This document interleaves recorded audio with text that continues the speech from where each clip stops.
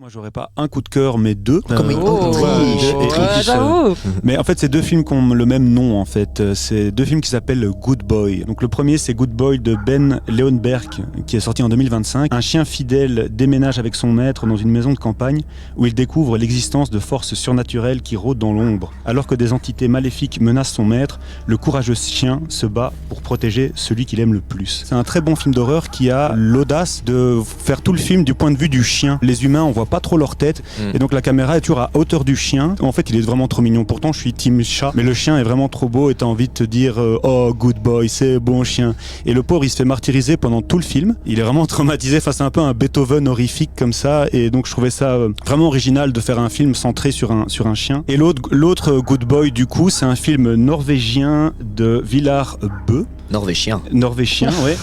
Et en fait, ici, très rapidement, c'est une fille qui rencontre un riche héritier sur Tinder. Ça se passe assez bien et quand elle arrive chez lui, elle se rend compte qu'il a un chien, mais ce chien n'est pas vraiment un chien, c'est un homme déguisé en chien.